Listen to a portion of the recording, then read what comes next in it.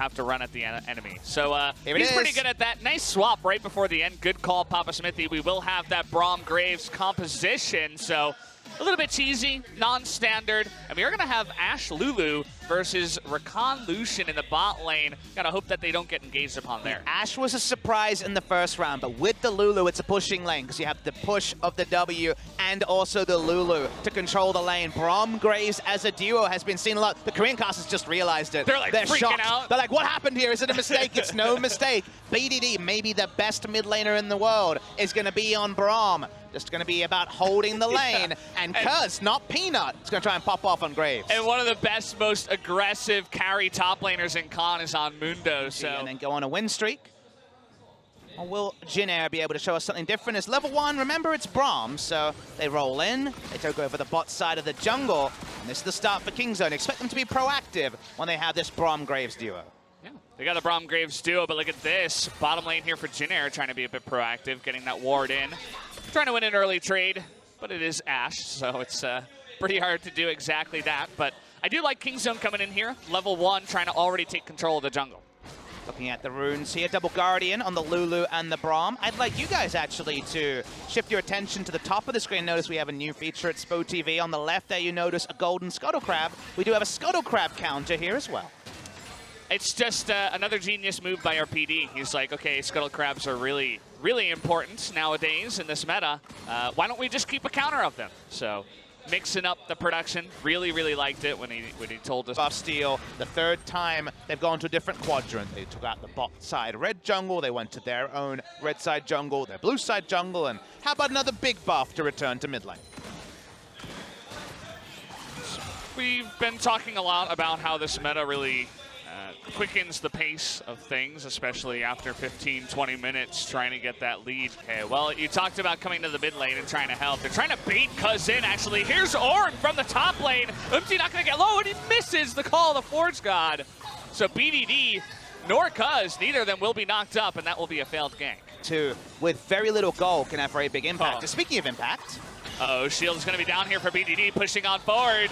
Going to have to eat that spear is Cuz, and using his ultimate just to get that distance. Here comes Nova from behind, looking to dodge under the turret. Beautiful. Here. A double knockup, and that will be first blood. Over to Nova with the big-time roam. And here's Teddy, actually, from the bottom lane, too, going to pick up that second kill. We've been waiting 14 minutes for them to actually attack this hyper-farming strategy, and they're attacking it in the biggest way possible. They bring their bot lane, they get 2 kills, they take mid lane turret. Now you can no longer get easy access to all of those minions and monsters. And look at this, Kingzone aren't reacting. They might get 2 turrets. Can change so quickly. The lead for Kingzone was massive. As now Kingzone are going to have to deal with some bad guys. Gorilla with no flash here. At least Prey does, but Gorilla is in a lot of trouble. Are they going to just go for Prey here? Actually missing the Ornn knockup. Gorilla going to go down, and Prey all alone here too. 4 on 2, they net 2 more kills, and Jin Air now 5,000 gold ahead. Jin Air collapsed perfectly. The Ornn ultimate not perfect, but everything else about the play was exactly what is necessary. They are heavily attacking Kingzone.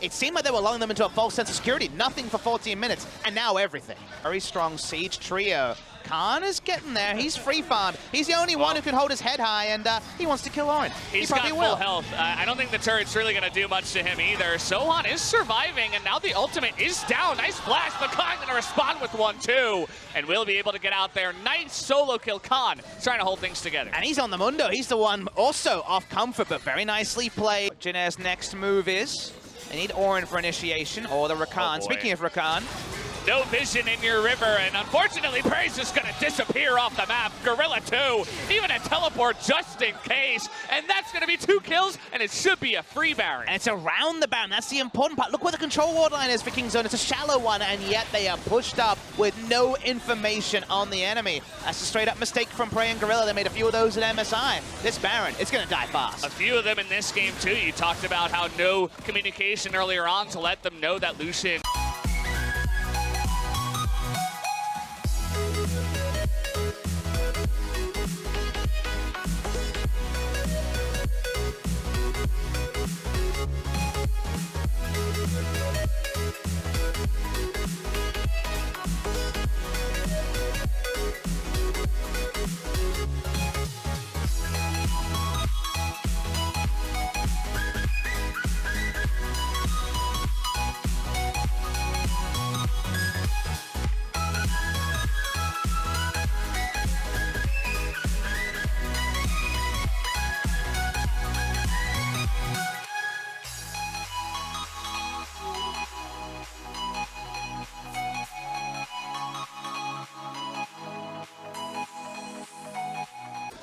There's so many things to respect. Lose-lose choice for Kingzone. Do they all in on a speculative Baron play, or do they go back to base?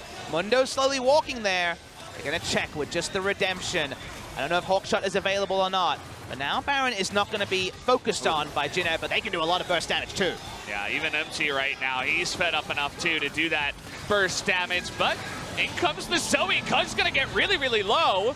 Will be blocked on the call of the force route, but here comes Mundo. If he can survive and get the engage, perhaps, but Teddy with the culling is gonna push Bdd back, and Khan has no help in the back line here. He will almost go down. Flash on forward, the wild growth keeps him alive, and Khan will not die in the entire engagement. You can't cast a curse on Mundo. He lives forever. He does live in this. He will be full health by the time they release here. But Bdd and Cuz are desperately low. Bdd especially, not much he can do. At least the Sleepy Trouble is gonna miss, but they have wards on Cuz and Zoe bursting forward, but Grace himself getting a little bit low on that Zoe and low on mana, and I think Jinner is gonna have to back off of this one. Mundo's a pretty cool champion in the late game. Cuz would just love a back, and maybe Khan has provided him one.